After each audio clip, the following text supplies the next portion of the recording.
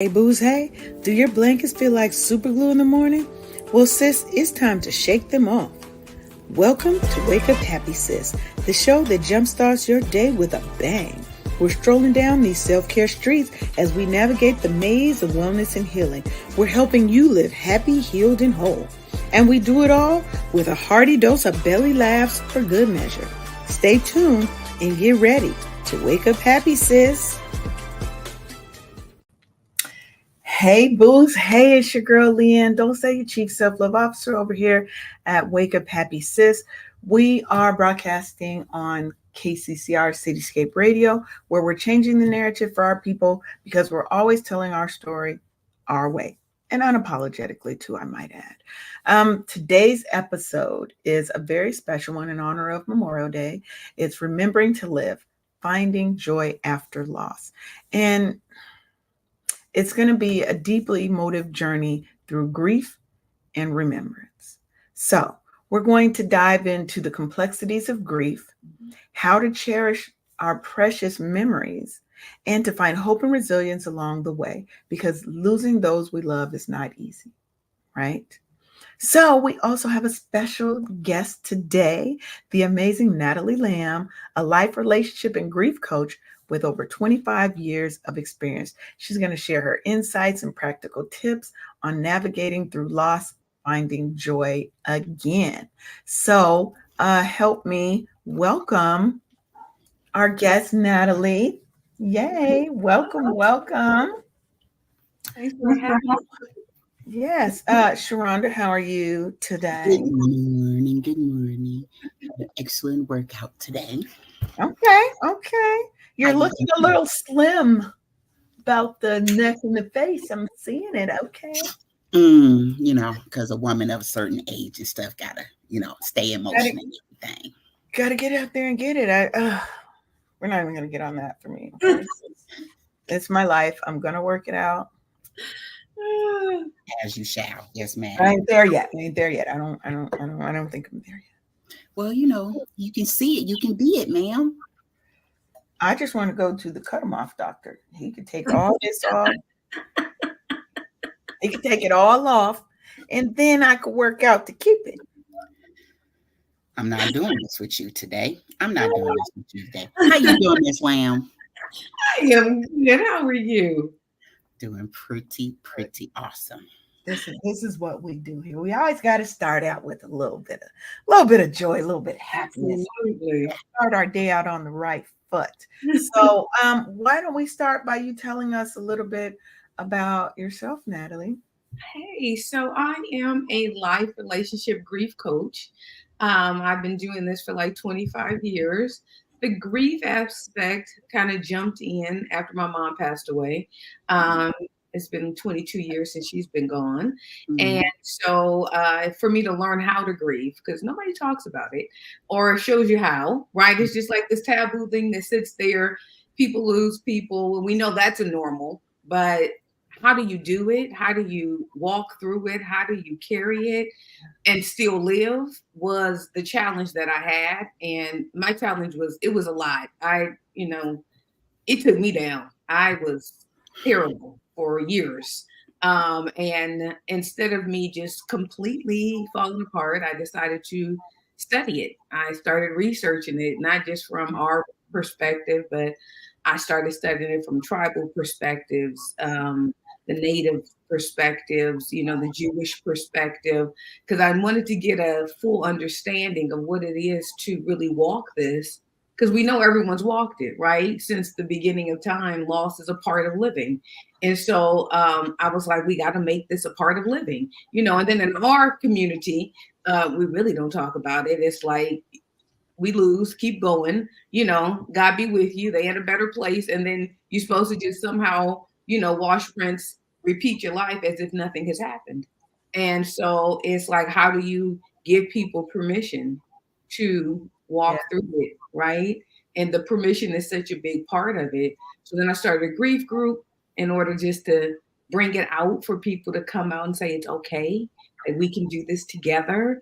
It can be messy. It can be awful. We don't have to be pretty about it. And from there, it just has spun on. for me to be able to continue to support people through the grief and while I'm still grieving. I accepted the fact that it's a hole that stays with you. And instead of trying to find things to close it, you just learn to live with the hole. And that's your memory of what was there. But it's actually a special hole. Well, my sister told me to share this with the group, and that's the cost of a great love is the loss. Yeah. And it's true. Like, we lost our mom back in 2021 and stuff. And I have taken it upon myself to decide to live because caring for her those last couple of months was hard, but such an honor. And it was like the roles had reversed. When I first came into this world, it was her taking care of me. When she about to leave this world, it's me taking care of her. And the decision I made after being the daughter of a mother that worked 47 years and gave and paid into the doggone Social Security system. She lived for how she wanted for 7 years, and then she fell ill those last 3 years. And I was like, hold on for a second.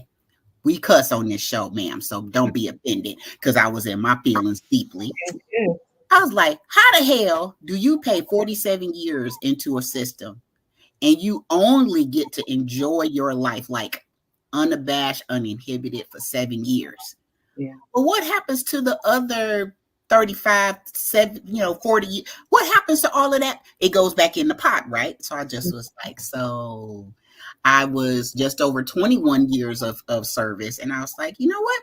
That's enough. So I'm going to live my life, the rest of my life, for me, for my mama, for the ancestors, because life is not all about working yourself into a dog, like being a self deciding that you're a martyr or whatever.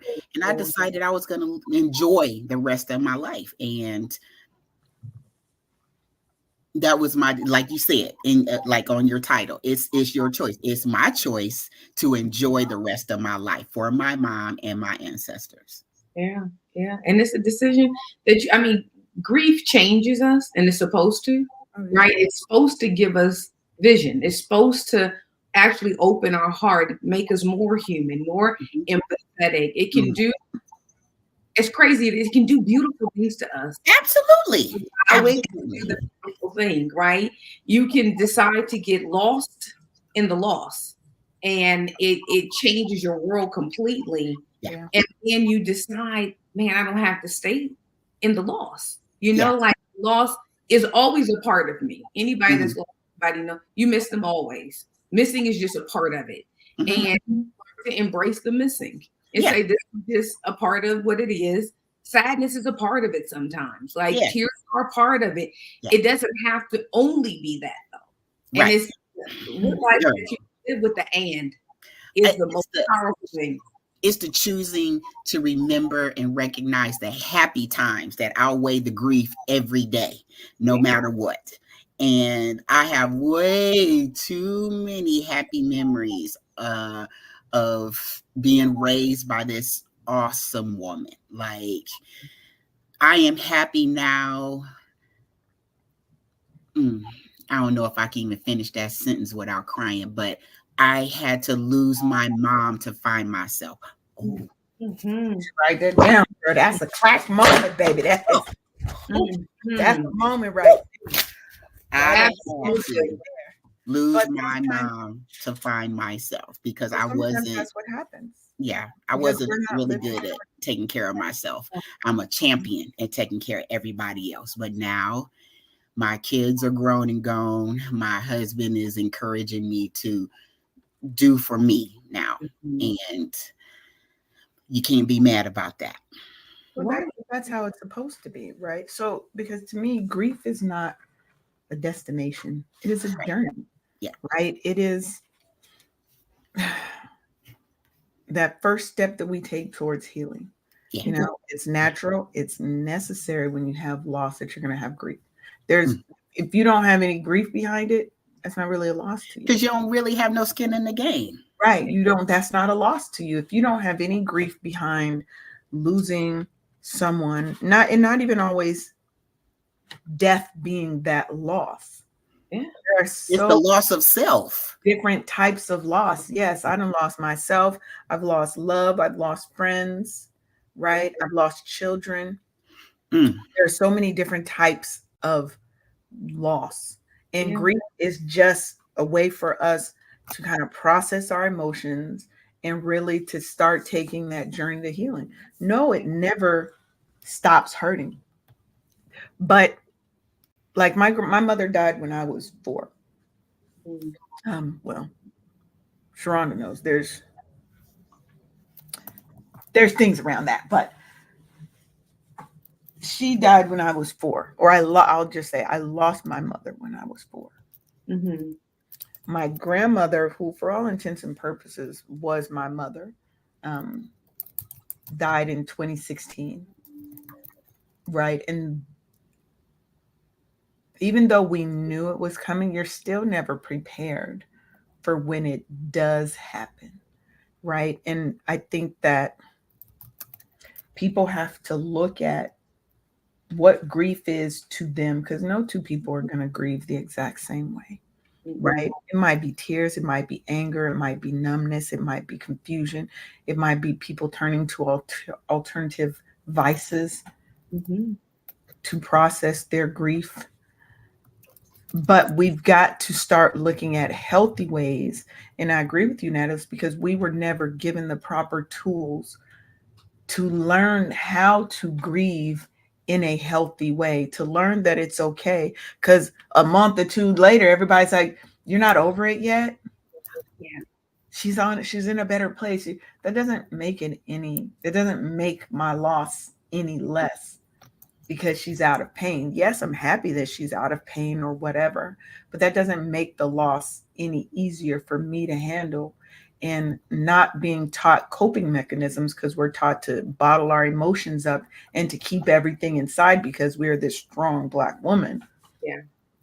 Where do we go, right? Where do we turn so that we can learn how to process our grief and not get lost and consumed by it so that we can continue to live? Yeah. So what would you say to somebody that's like, how do I learn how to process that grief, Natalie? Yeah. So it's a difference between grief and mourning. And sometimes we think about the grief, and the grief is the inner pain, right? It's the inner emotions, which is a large gamut of emotions, right? Because you go through so many of them in grief, right? And as you mentioned, it's not just sadness, it's anger, it's feeling loss, it's fear, it's despondence, it's all of those things. Anxiety gets in there, but it's inside of you. The thoughts are inside of you. Mourning is you letting it out. It's like grief gone public. And everyone grieves, right? Even if they never speak about it, but most of us don't know how to mourn.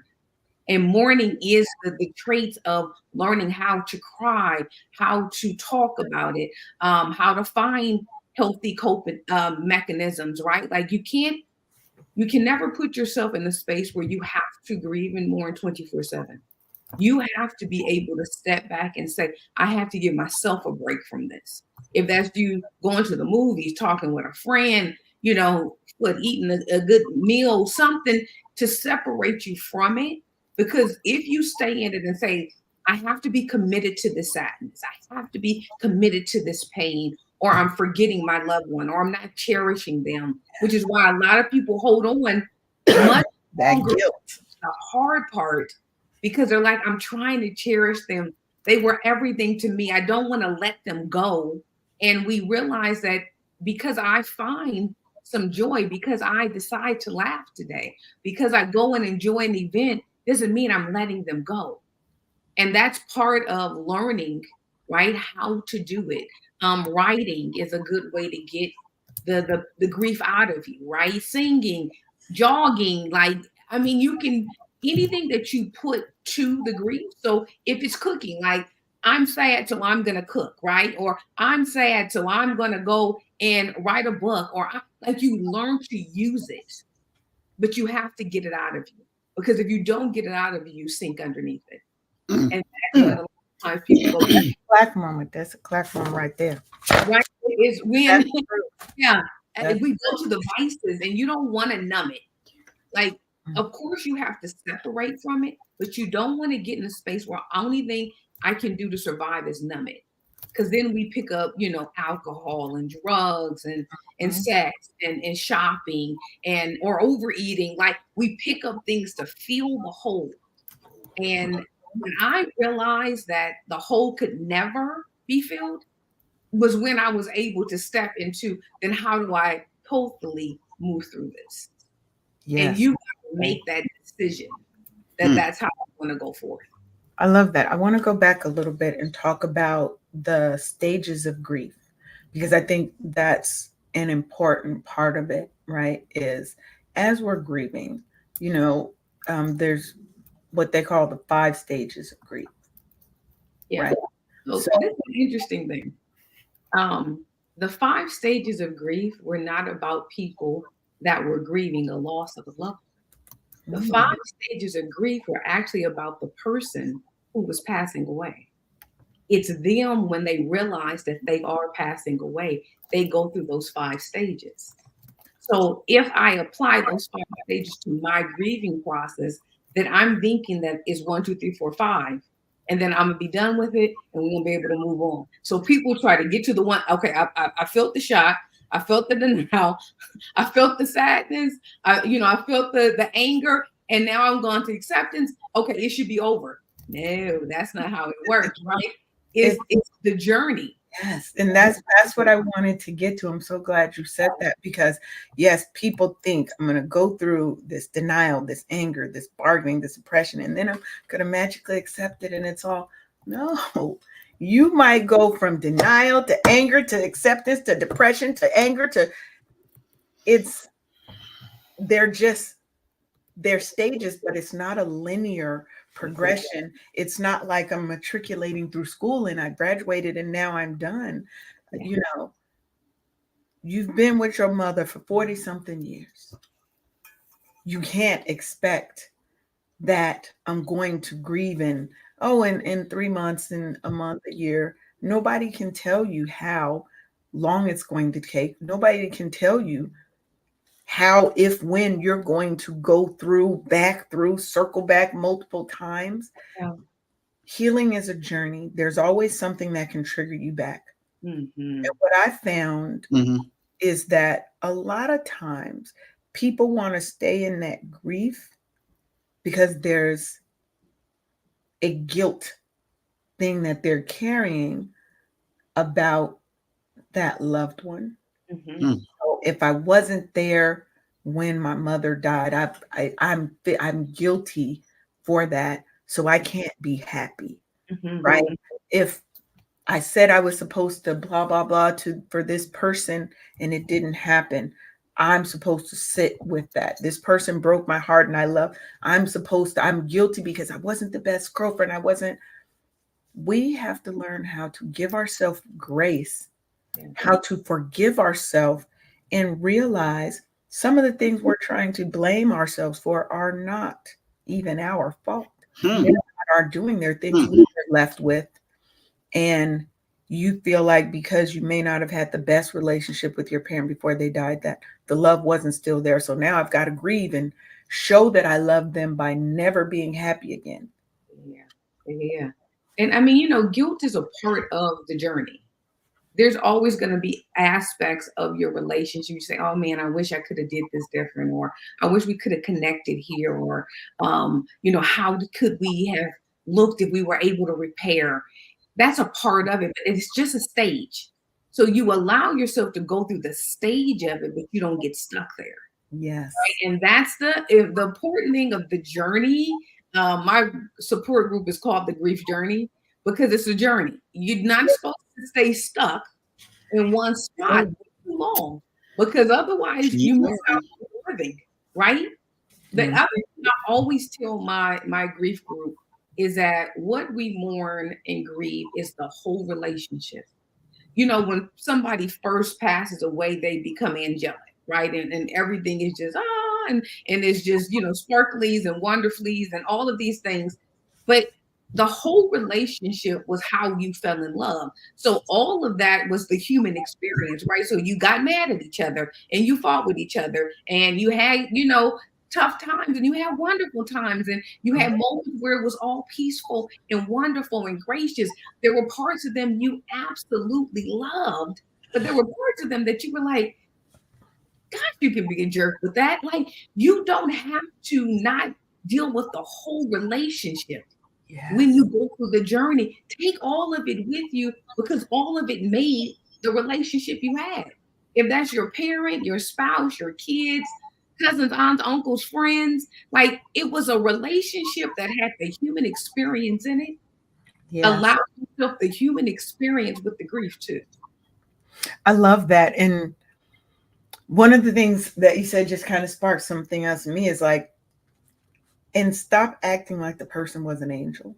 Like you said, we had good times, we had bad times, but it's like once a person, if the loss is death, it's like all of a sudden, all the bad things that person may have done just never happened. It's as if no, it's okay to know that the person wasn't an angel. Yeah. May not have done or made all the right decisions and choices, right? It doesn't mean I love them any less, but I don't want to stay stuck in this space of hurt, mourning, grief, sadness. I still want to be able to go to our favorite place that we like to go to and have great memories of that person, right? Yeah. And know that it's okay to do that. It's okay for me to be happy, to wake up happy with this person being gone. Yeah. So I want to ask you a little bit about, you were talking about, you were studying different cultures and how they approach grief and mourning and loss. How can you share a little bit of that and how we can learn from these other cultures about this process? So if you look at, I mean, so much of the cultures outside of us actually really view it almost the same. It's a communal loss, right? It may be your specific loss, but it's a communal loss where they don't leave their persons. Us, we do it. We have the funeral, drop off some casseroles, some chicken, and then a week or two, everybody kind of starts leaving us, and you're kind of left to yourself to do it. But they see it very communally. So, I mean, I'm trying to think of the tribe that I study, and I can't. It's losing me right now. But for a whole year, they stay with the people. They make sure someone's always around them. It's a out loud mourning. If you see some African tribes, when they go through grief, it's visceral to feel pain. And there's no, apologizing for it. Us, we're like, oh, excuse me for crying. Let me get it together. Them, it is so much a wailing. And you see this a wailing of getting it out of you or pouring it, right? Almost on someone else. So they have to carry it with you. We become very isolated in our grief, where we don't want to pour it on other people. I don't want to make anyone else sad. I don't want anyone else to feel it. We almost get ashamed at the fact that we are hurting, right? That we are still in pain. And after a while, it's like, okay, get over it. You got to go back to work. You got to get with, taking care of the kids. You got to put on a happy face for people because otherwise they don't want to be around you, right? And we don't know how to hold space for each other. I don't know how to let the loss be about you. So I'm coming in and I'm figuring out, what do you need? Not what do I need? And we've got to learn how to be a support system for each other. So that if it's not my personal, intimate loss, right? I may have known them, it hurts me, but my intimate loss, right? I can go in there and hold space for you. I can just sit with you in it, right? And I learned this. My aunt lost her brother, and this was years back, and I was much younger. And I was sitting with her at the side of the bed, and we literally just sat there for probably 2 hours, almost in silence. And I'm just holding her hand, right? And that's all. She didn't have anything else. Tears falling, but she didn't have anything else to give. But I didn't want her to be by herself. Yeah. So just leave her there. No, let's stay together, right? Um, After my mom died, watching my dad, right, go through the pain. And I mean, it was my pain too, because she was my mom, but I was able to step out of myself at times and be able to be there in a capacity that I could almost understand where he was, right? Of the loss of his life, of 35 years of marriage together since 18. Like now how do you live, right? How do you, when everything was about each other, how do you keep going? Then years later, I lost my brother-in-law, and to watch my sister go through it, and have to hold the space for her, Mm-hmm. permission to do whatever she had to do. We've got to learn how to do that. It's really important that we can journey together and be able to do it without anxiety. Right. So if I'm supporting you, I'm doing without anxiety. I cannot allow myself to get all rattled because you're rattled. I have to be like your rock, right? So that you can feel like, because we say crazy stuff when we're in grief. We can be really angry. We can Mm-hmm. scream. We can be mad at God, right? And if somebody doesn't give you permission to be able to walk that journey too, then we lose so much of the essence of how do I get through this, right? And still keep myself intact, right? I change, but I still need to keep myself intact so that when I get to the other side, I still got me. Yeah. So let me ask you this then. So as we're going through this grief, how do we know when, okay, I may not be able to handle this myself and I need some help? Yeah. Right? Are there some signs that people may want to look out for that let them know, hey, you may need more than just your local support circle to help you process and get through this? Yeah. So you're looking at, the very beginning, you get to be in shambles. And when I say beginning, I'm saying like the first year. And I know as people are like, no, not that long. But the first year, you literally do get to be in shambles. You do get to try to figure out how to put your feet on the ground and how to move. Now, with me saying that, you want to see, am I able to function? Right? Can I get up, brush my teeth, take a shower, eat? Can I go to work, right? Can I engage with people? Am I using substances to numb myself, right? All of those things are a trigger for you to say, this is overwhelming me and I can't get from underneath it. It's the other part of having a support circle to notice when somebody, you say, this is heavier than what they can do by themselves, and it's heavier than what I can do, right? And that's where, support groups are wonderful. You do have to find the right one. Definitely. I made the same. So if you go to one and it doesn't work, don't say none of it works, right? It's the same thing with like a therapist. You can go to 2 or 3 and they may not fit you, but don't give up. Like keep looking for your support and your help so you can find your niche, right? Because so much of support and therapy is about the relationship you can make with the person. You have to feel connected to them and feel like they see you and you can relate. Then it's much better, right? But it is you paying attention to it. Sometimes what we call depression is just, I'm sad. And because we are ill-equipped in emotions, we don't give ourselves permission to feel all of them, right? Yeah.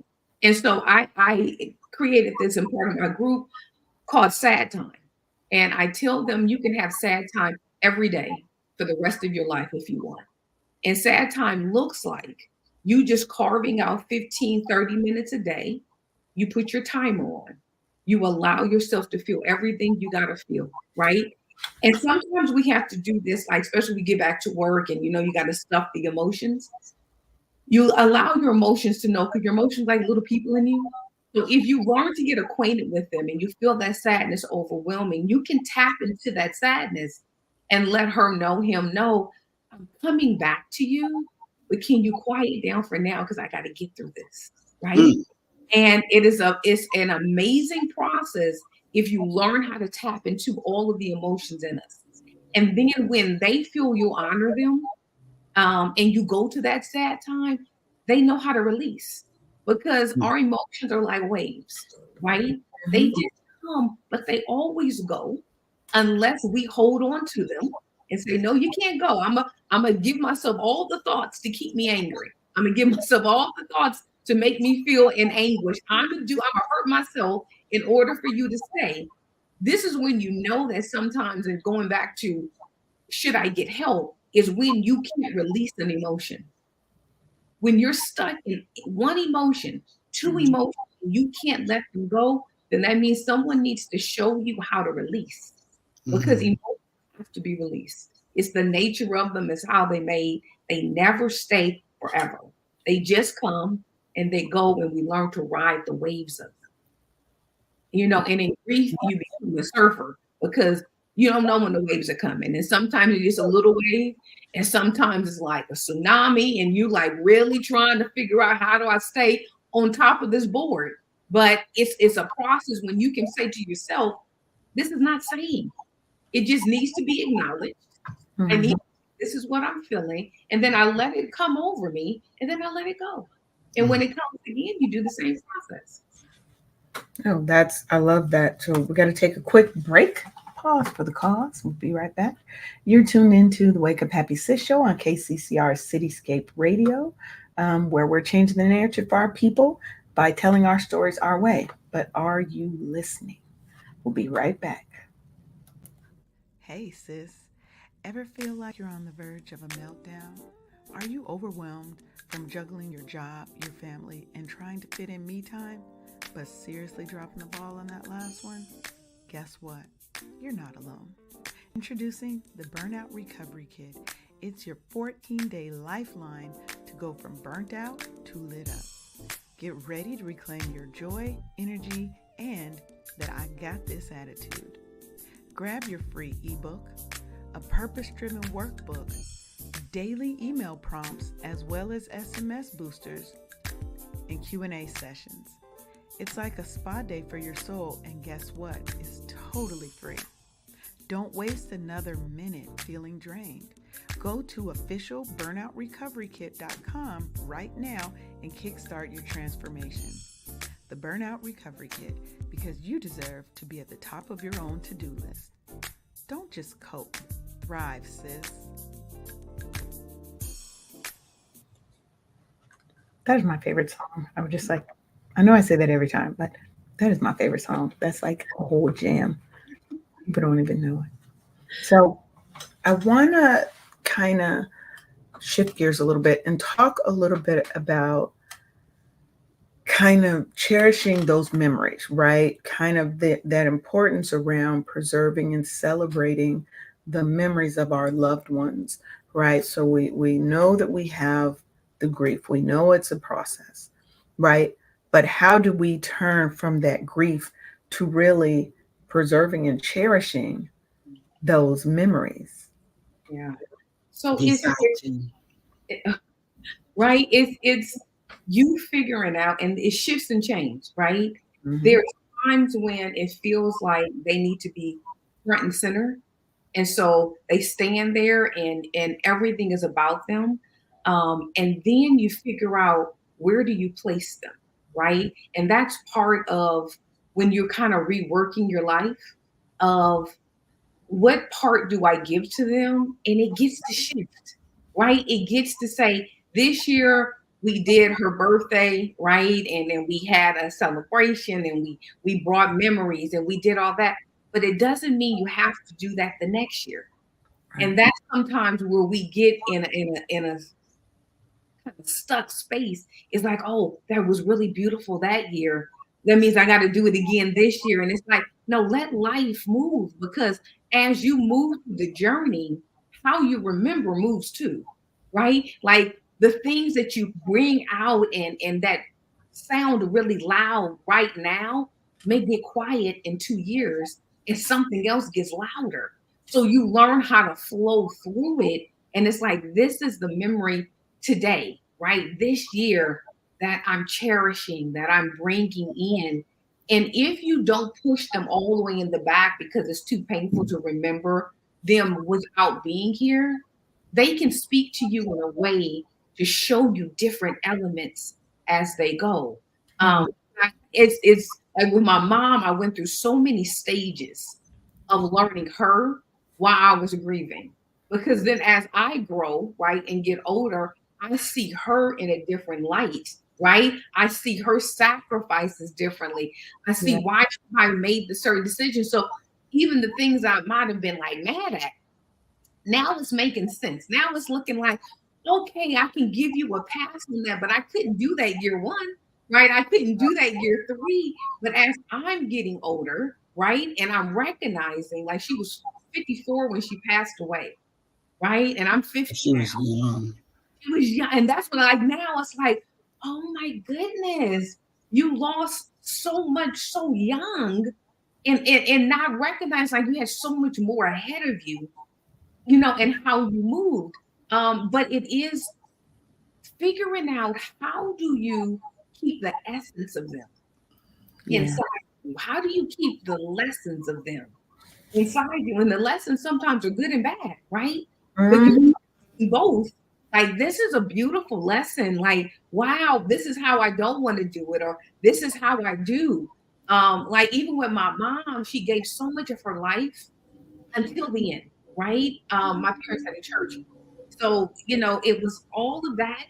And she was always taking care of others. She rarely did a lot for herself. And she would give, give, give, give, give, and did it without wanting anything in return, right? And I saw that in the beginning. I'm like, that's such a weakness, right? Like, you were too soft. This is ridiculous. Stand up for yourself, yell, scream. And then some years later, and I did this course with an African priestess, right?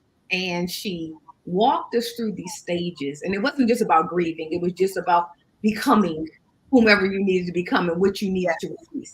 And in that, she gave us like this thing of almost like a butterfly that we had to walk out of. And it was symbolic and it was intense and it was all of this. But when I came out of it, it was almost like I could hear my mother speaking to me about the courage and bravery she had to love so well.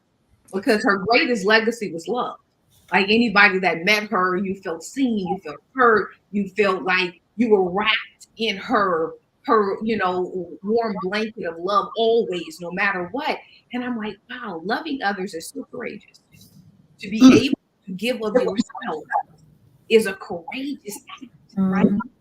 And she did it so effortlessly because, like, the essence of her was so pure that when I was figuring things out, how I got the issue of choice really was me trying to honor her and saying, I'm going to live and I'm going to do the things that I knew she wanted to do and step out of my comfort zone and start making decisions. And, that requires bravery and courage. And I'm like, that's the two things that I'm going to take from her life is I'm going to be brave and I'm going to be courageous and I'm going to be assertive and I'm going to go out here and make some waves and live my life that makes me happy, right? That does the mark that I want to make, but I'm not going to sit back and give away all of me to everybody else and not get something in return. Wow. Yeah.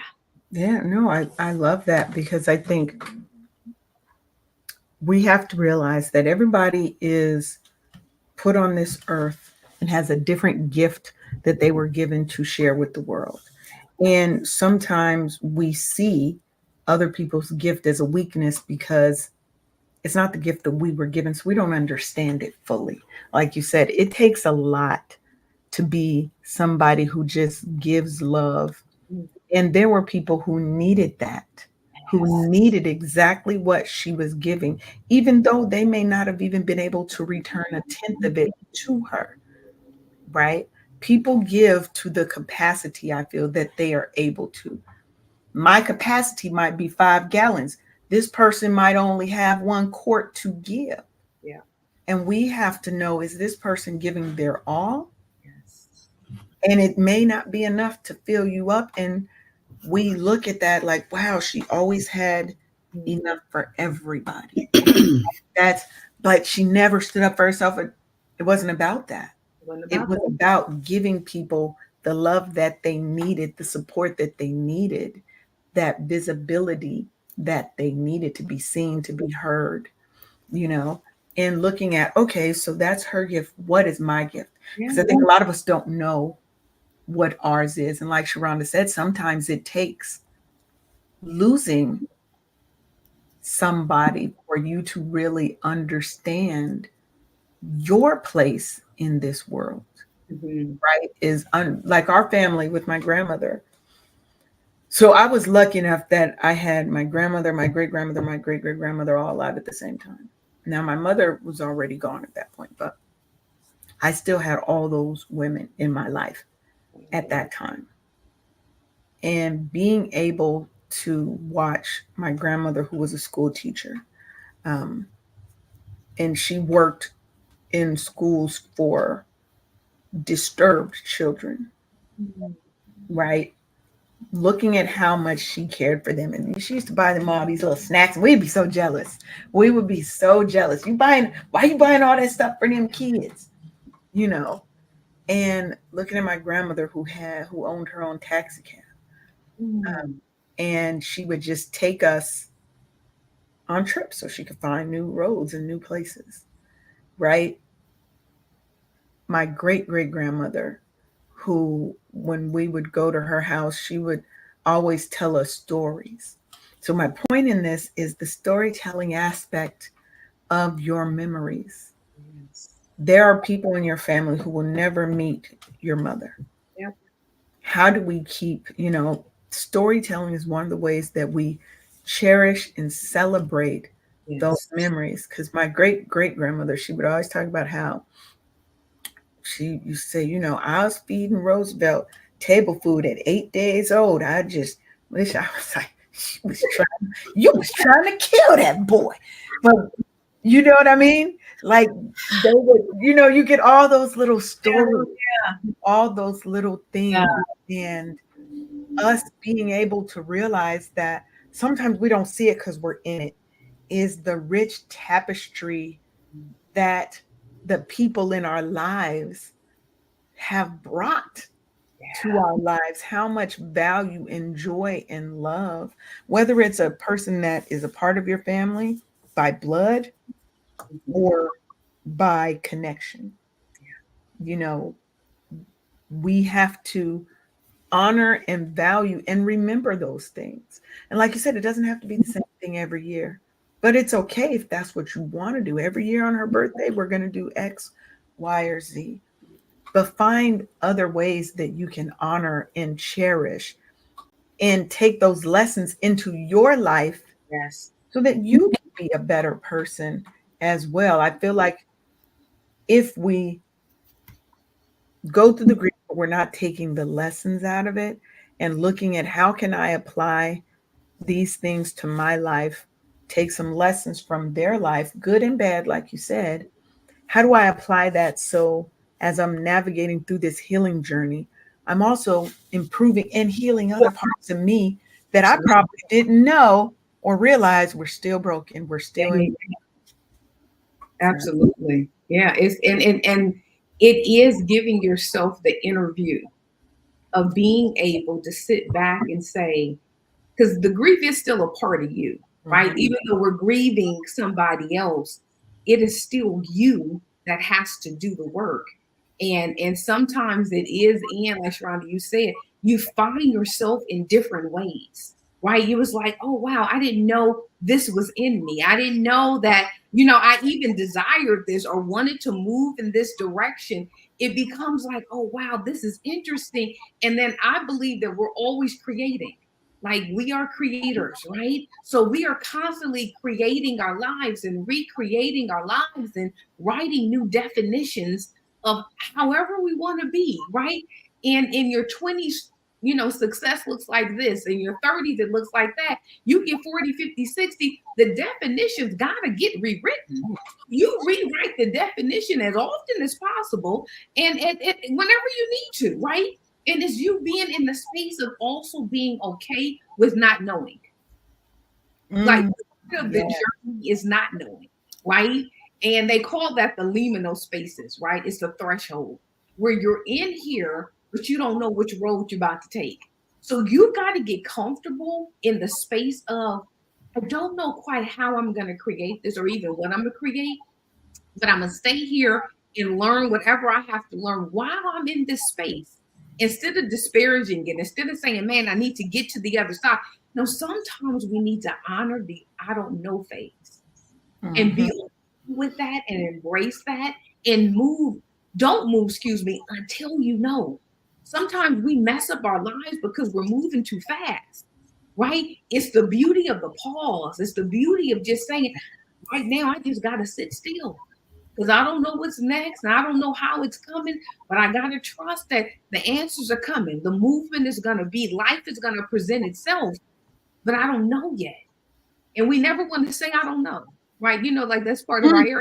I don't want to say, I don't know. Listen, I don't know what I'm about to do. I know that I'm trying to create something, but this new me, this new normal, whatever it is, I'm figuring it out as I go. Yeah. And when I can make peace with, I don't have to know all the answers about 2 years from now. And I don't have to know all the answers about even next week. That I can live in today and cherish today. There's some lesson just in today. And I want to be present for it. Right? And I think when we lose people, we realize how frail life is and how quick it can leave us. And so, like, you embrace the fact, but I got today. Right? And I can do something with today, even if it's all I can muster up is a good piece of toast and a cup of coffee. But look what I did for myself today. And you show up at whatever capacity you show up. Like, our capacity changes every day. But when I can make peace that my capacity changes, and sometimes I'm at 35 and sometimes I'm at 55 and sometimes I'm at 100, then whatever I'm at is good enough. That's right. And to live in the space of it's good enough. Because today I'm here and that's what I got to give. I'm going to give you all. I got 2, right? Leave me in the bed and leave me alone, right? Because that's all I got to give. That's all I got today. That's all I got. Okay. Think about this, ladies. Think about yourself as the vessel.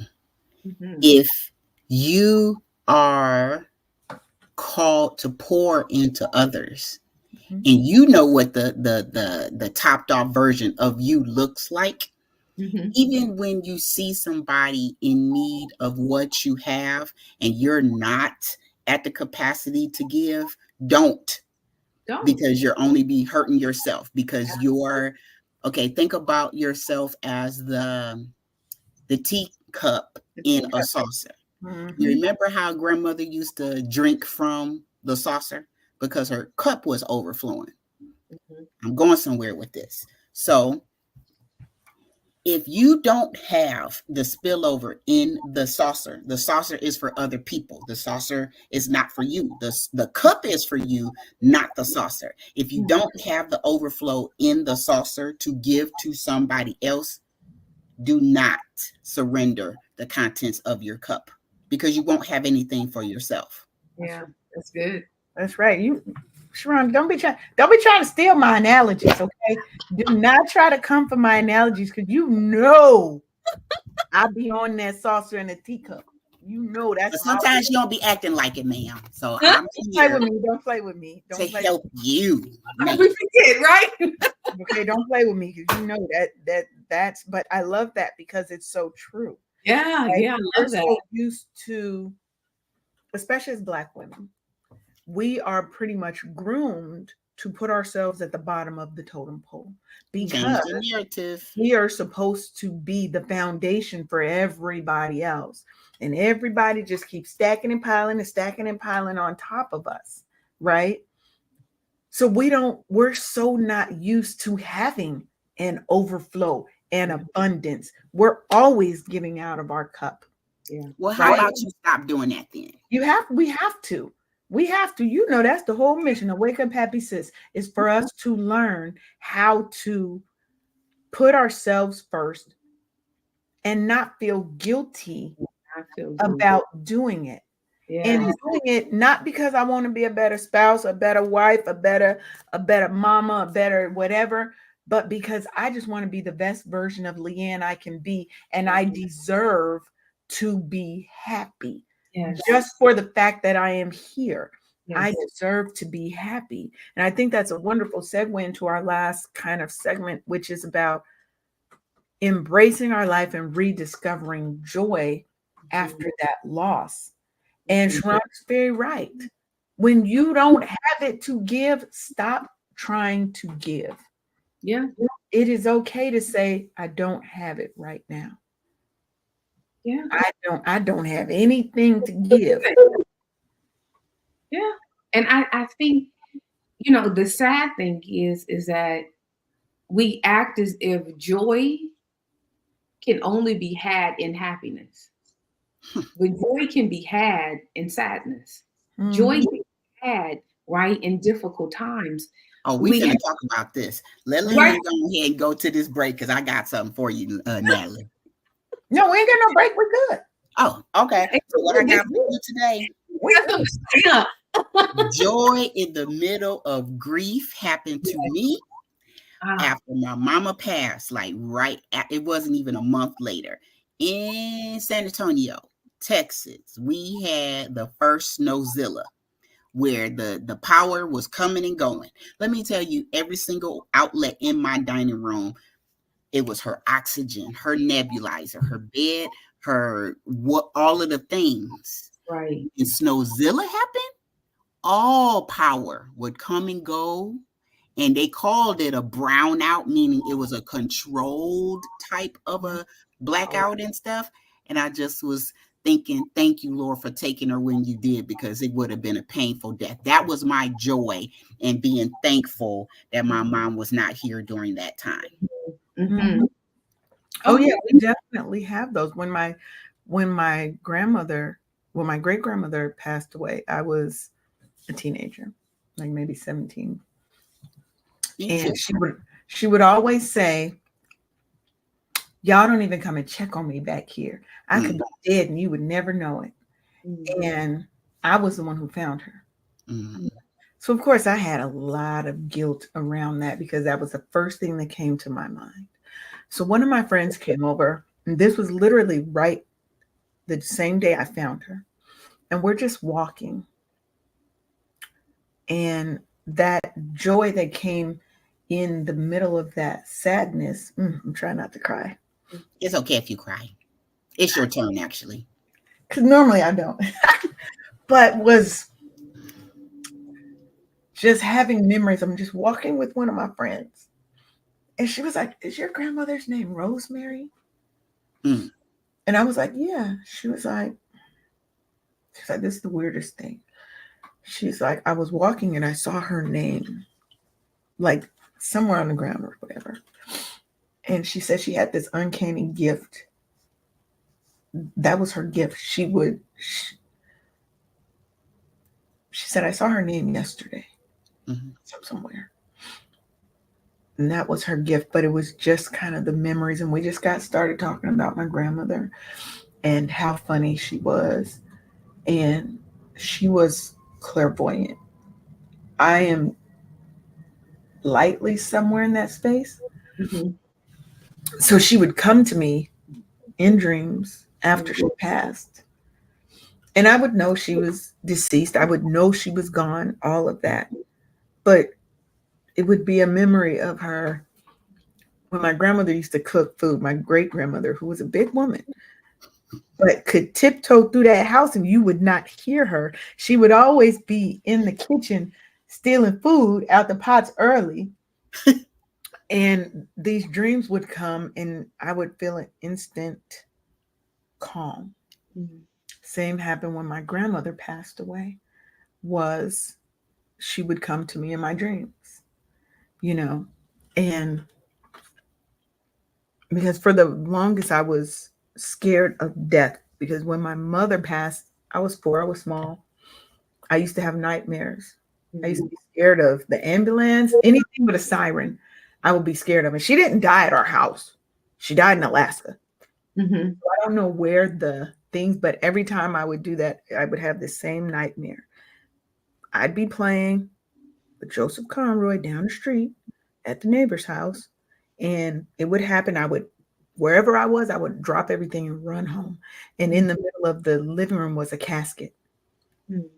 So that was something that kind of haunted me. So I was so scared of death most of my life until my great grandmother passed and started coming to me in my dreams. And I was like, oh, so that joy, don't think it has to be something big, grand. Sometimes it's little things. And she came to me literally starting a couple of days after her death. She was coming to me in my dreams because she knew that I felt bad and I was carrying guilt, and she didn't want me to have that. Mm-hmm.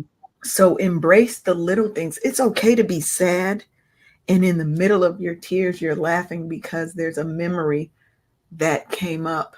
Yeah. Your person, so embrace those things, because it's not about forgetting, but it's about honoring those memories and realizing that you can still live. You did not die with that person. Yeah. Your loss is not the end of your life, and your person doesn't want you to go with them. Mm-hmm. Right? So we've got to learn, how do we reconnect with our passions? How do we find what makes us happy? And how do we start building new traditions? Because some of our old traditions may be so centered around that person. So how do we start finding that happiness, building these new traditions in the midst of all this pain? I think that's the journey. That's part of our journey of healing. Yeah. Yeah. And that's part of the recreation, right? Of constantly creating a new normal, a new way of being, learning how to just, I think, expand ourselves.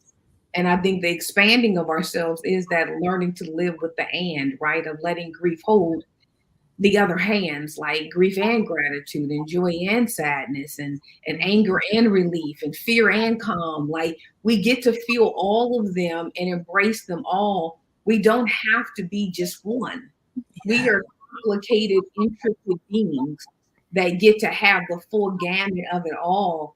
And when we give ourselves permission to say, it's okay for me to be happy, it's okay for me to keep living, because my person lived their full life, be it whenever they passed. It was the full life that they were given, and they lived it. I am obligated to live my full life. Yes, look, you already know where I was going with that one. Yes, ma'am. Right? I'm Say that again, yes. To live my full life with all the complexities that come with it. So let's just choose, right? Permission is something I say all the time.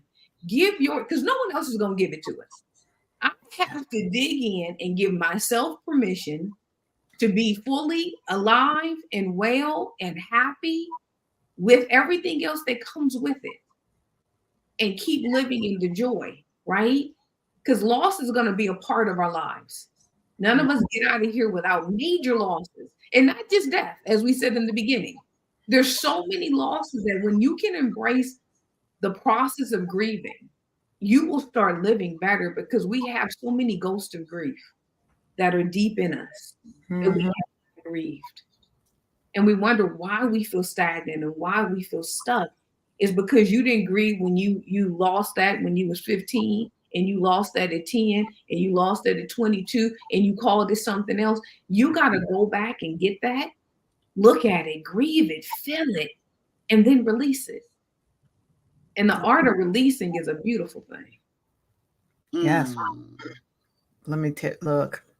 And as we talk about, because we've been talking a lot about death, Memorial Day, but sometimes your loss, let's say you lose a relationship, friendship, romantic, whatever. And this just recently happened to me, was the feeling that I'm losing a friend and grieving the loss of that, but also grieving, how do I explain it? That loss of a part of me. But it's not a bad loss, because in order for me to move to that next level, there are certain pieces that have to die, things that I have to lose so that I can move on. Because sometimes we get so stuck on a relationship, on a person, on what we think or what we feel that person could be, not necessarily who the person is. And the experiences we have with them. Our loss is sometimes based around what we've built in our head.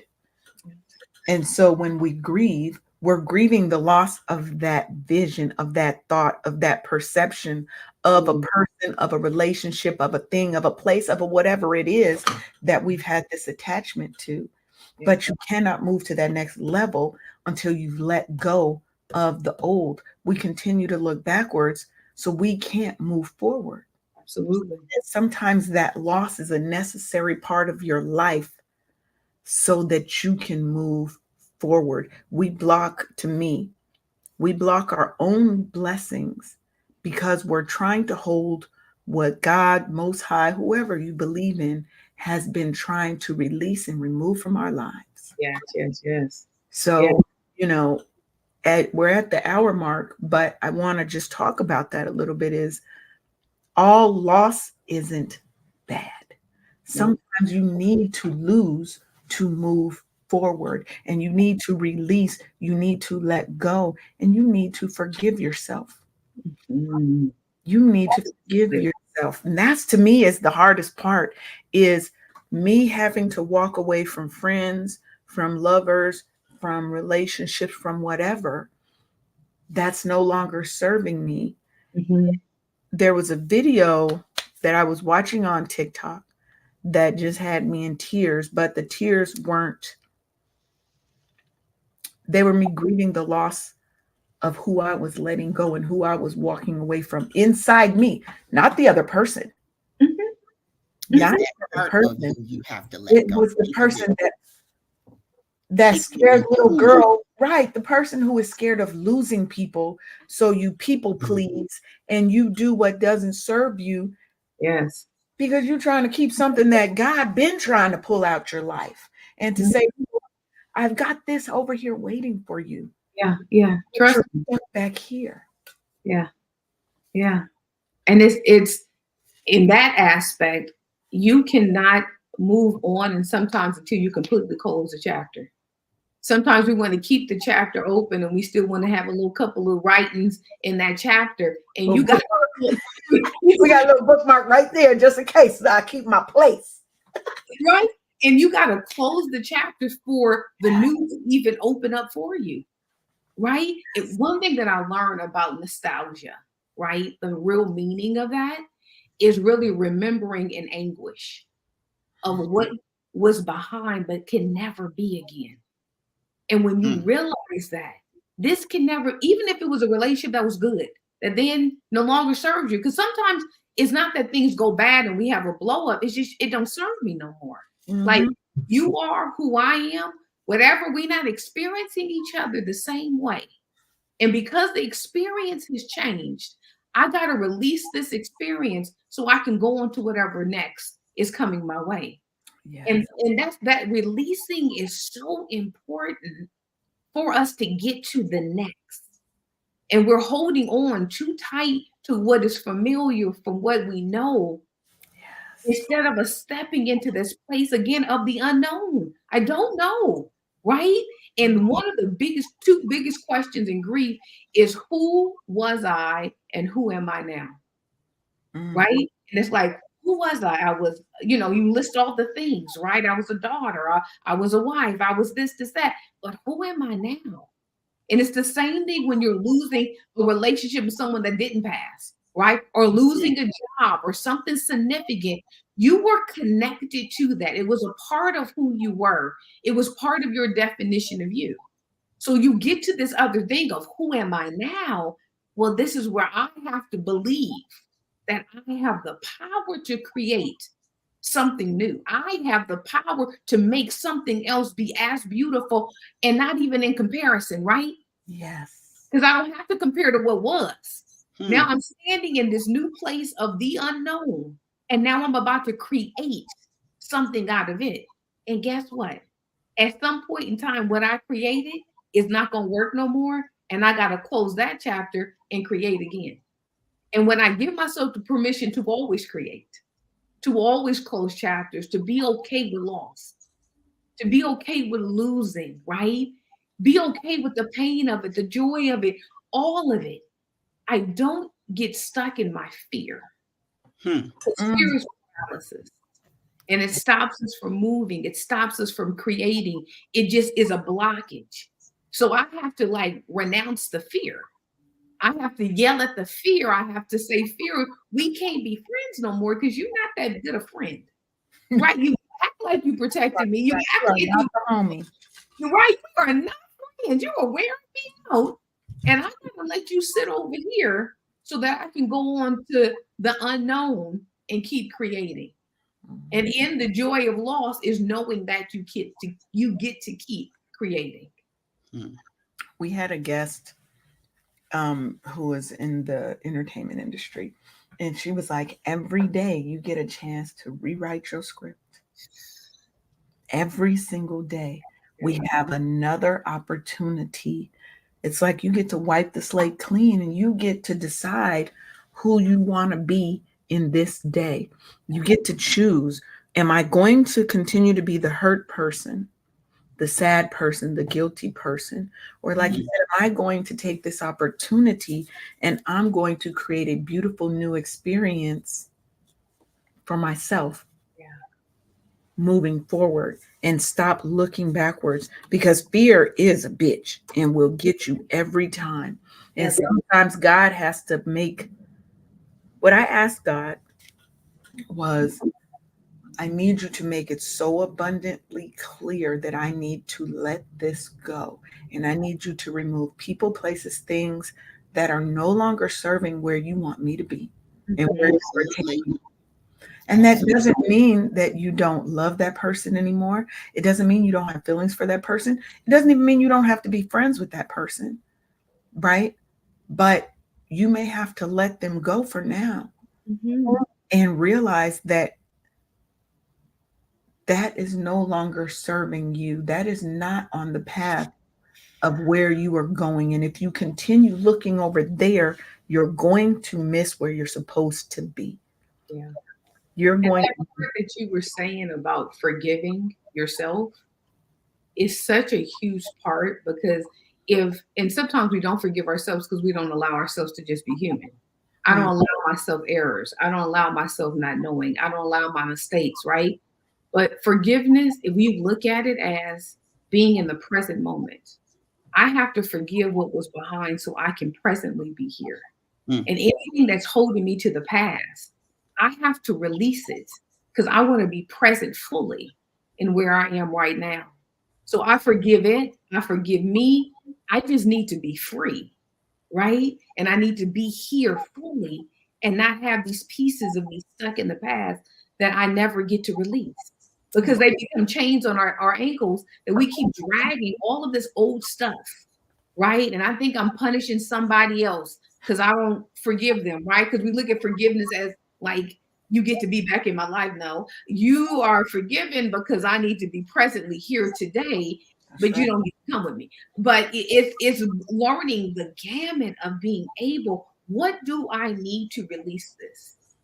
And I think we don't spend enough time in that. We just like, oh, yeah, it's over with. No, come on. Let's work the work so that I can really release it, so I can really forgive myself for choosing you, for staying too long, for Mm. making decisions I did, for dishonoring myself. Like I stand in here, but guess what? I learned the lesson. So who I am now is a learned person. I am learned. I have learned so much stuff that now that old stuff, I would never do what I did back then because I'm not her no more. That's right. Right? So I release the fact that you did that, being who you were back then, but now we're not her. So I'm not gonna make them same ones. I make some new ones.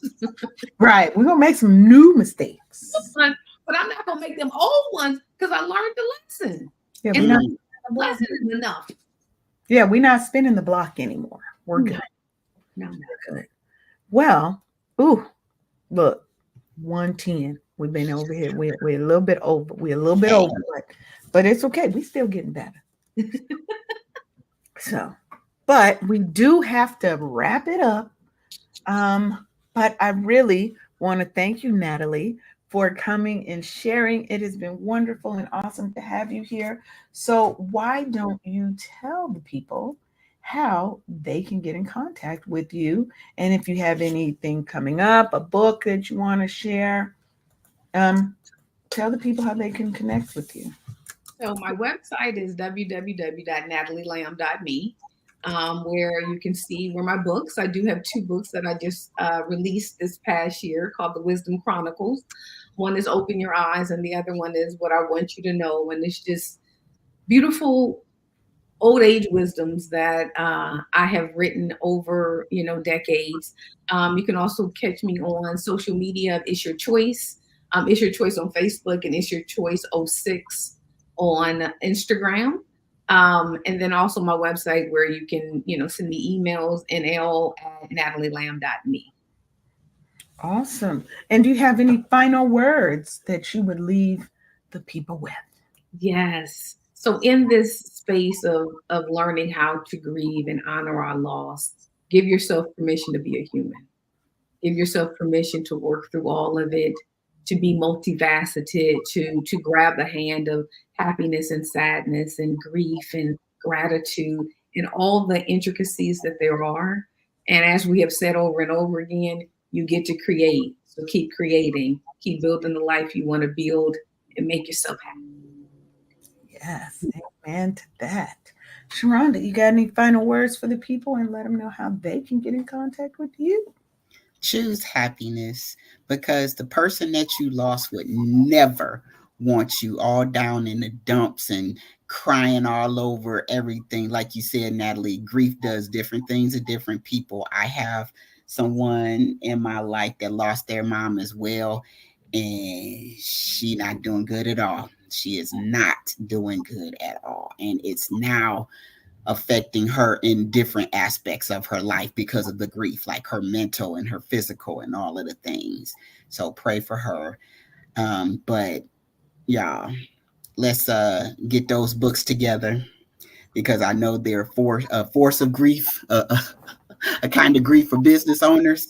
But hey, I'm here for you. bookkeepingforlife.com. Yes. And as always, you can connect with me and find out about all the things that I do over at wakeuphappysis.com. We also have a community, Wake Up Happy Sis Academy, where you can find sisterhood. You get to get a little bit of training and coaching and stuff from me. And we talk about all manner of helping you wake up happy. The goal is to help you live your most happy, healing, and fulfilling life. Okay? Because we deserve that. We deserve to be happy in all things. So, as we kind of close out the show today, I just want to leave you with this, that life is such a precious gift. And even in the face of loss, we can choose to live fully and joyfully. It's okay to embrace your grief, cherish those memories, and find joy in the little things again. You are resilient and may not feel it in the moment, but you are. You are strong, and you're also not alone. Together, we can navigate this journey and find our way to a brighter, more hopeful future. So with love and light, I'm LeAnne Dolce, your Chief Self-Love Officer over here at the Wake Up Happy Sis show. And until next time, have the day you're meant to have, because as I say every time, you get to control how you respond to all the things that happen to you today. Mm-hmm. Right? So with that, we're out. See y'all later. Thank you for tuning in for another episode of Wake Up